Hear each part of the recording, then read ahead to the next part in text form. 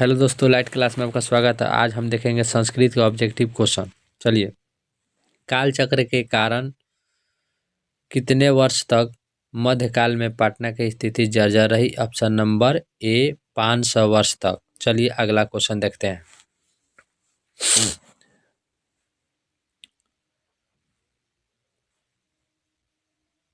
चलिए, पटना का इतिहास कितना पुराना है? ऑप्शन नंबर ए 2500 वर्ष। पटना का इतिहास कितना पुराना है? 2500 वर्ष। चलिए, यूनान का राजदूत कौन है? यूनान का राजदूत मेगास्थनीज। Option number C. चलिए आगे बढ़ते हैं। सरस्वती का कुल गृहम कौन सा महानगर है? यहाँ पर महानगर होगा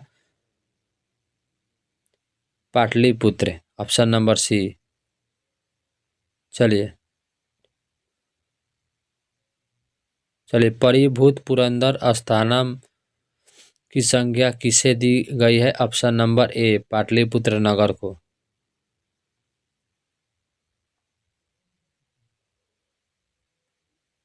चलिए, वार मिहिर द्वार रचित कौन सा ग्रंथ है? ऑप्शन नंबर सी बृहत संहिता।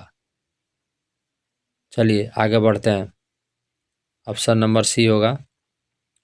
गुरु गोविंद सिंह का जन्म स्थान स्थल कहाँ है? गुरु गोविंद जी का जन्म स्थल कहाँ है? पाटलिपुत्र में, पटना में। चलिए आगे बढ़ते हैं। 8 नंबर क्वेश्चन।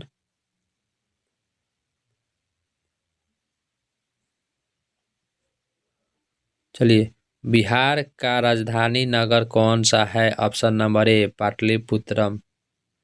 चलिए ऑप्शन नंबर ए।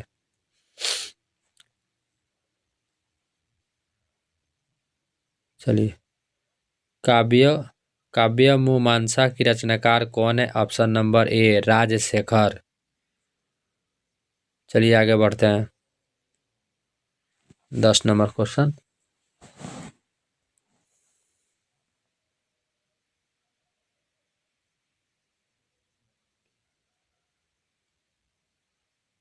चलिए, बुद्ध के समय पटना का नाम क्या था? Option number B Pataligram.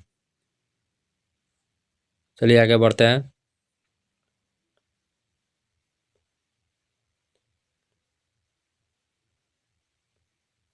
चलिए, पाटल पुष्पा को पुतलिका का रचना के आधार पर पटना का कौन सा नाम है? Option number C Pataliputra. चलिए ऑप्शन नंबर सी।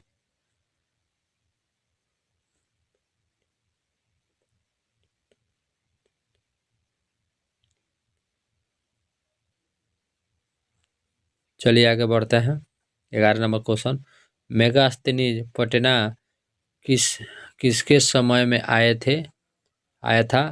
किसके समय में? चंद्रगुप्त मौर्य के समय में। ऑप्शन नंबर सी।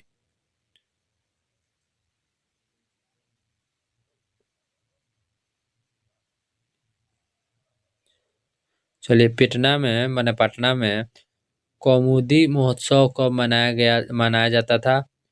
गुप्त वंश काल में। ऑप्शन नंबर ए।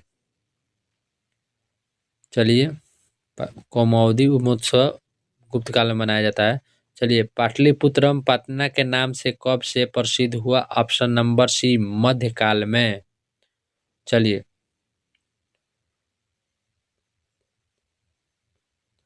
चलिए कूटनिमंत्रण काव्य के कवि कौन है? ऑप्शन नंबर बी दामोदर गुप्त। यहाँ पर थोड़ा दिक्कत है।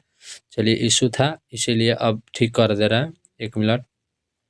चलिए, बेहतरीन इसे ठीक किया जाएगा। चलिए 15 नंबर कह रहा है, कूटनिमंत्रण काव्य के कवि कौन है? ऑप्शन नंबर बी दामोदर गुप्त।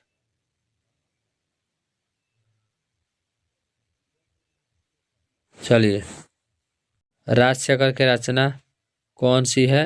काव्य मीमांसा। ऑप्शन नंबर ए। चलिए, कौमुदी महोत्सव किस यहाँ पर ऋतु में मनाया जाता है? ऑप्शन नंबर डी शरद ऋतु में मनाया जाता है। याद कर लीजिए। पटना नगर की पालिका देवी कौन है? Patan Devi. Option number C. बढ़िया क्वेश्चन है। चलिए, पाटलिपुत्र किस नदी के किनारे स्थित है? ऑप्शन नंबर ए गंगा नदी के किनारे, ऑप्शन नंबर ए। चलिए, पटना शब्द किस शब्द से उत्पत्ति हुई है? Option number C Patnath, option number C. चलिए आगे देखते हैं, पाटलिपुत्र का नामांतरण क्या है? ऑप्शन नंबर डी कुसुमपुर से। चलिए आगे बढ़ते हैं, पाटलिपुत्र किस राज्य की राजधानी है? ऑप्शन में से देखना है, बिहार की। अब बिहार की राजधानी पटना होता है, यानी पाटलिपुत्रम। चलिए, गांधी सेतु पुल कहाँ अवस्थित है? Option number D Pataliputra. चलिए, गोलघर कहाँ अवस्थित है? ऑप्शन नंबर ए पटना। पटना के किस दिशा में गंगा नदी प्रवाहित होती है? ऑप्शन नंबर सी उत्तर में। चलिए, किस काल में पटना का नाम पाटलीग्राम था? बुद्ध के समय पाटलीग्राम था। चलिए, महावीर मंदिर कहाँ पर स्थित है? कहाँ स्थित महावीर मंदिर? सी पटना। चलिए, पाटलिपुत्र में किस महापुरुष की जन्म स्थली है? ऑप्शन नंबर सी गुरु गोविंद जी का जन्म स्थल पटना है। चलिए, चंद्रगुप्त किस वंश का स्थापक था? मौर्य वंश के। चलिए, मौर्य वंश के स्थापक चंद्रगुप्त मौर्य ही थे। चलिए, सिखों के 10वें गुरु कौन थे? ऑप्शन नंबर ए गुरु गोविंद सिंह। सिखे के 10वां गुरु गोविंद सिंह थे। चलिए, पाटलिपुत्र का बौद्ध काल में नाम क्या था? Pataligram, option number C. चलिए, एशिया महादेश का सबसे बड़ा सेतु कौन सा है? ऑप्शन नंबर डी गांधी सेतु, ऑप्शन नंबर डी। कौमुदी महोत्सव कहाँ मनाया जाता है? ऑप्शन नंबर सी पाटलिपुत्रम में, पटना में। चलिए, पाटलिपुत्रम वैभव पाठ में किस नगर का वर्णन है? ऑप्शन नंबर डी पाटलिपुत्रम का। पाटलिपुत्र मतलब का किसके शासन काल में पाटलिपुत्रम की शोभा तथा रक्षा व्यवस्था अति उत्कृष्ट थी? Option number B Chandragupta Maurya के समय में बहुत सुंदर थी।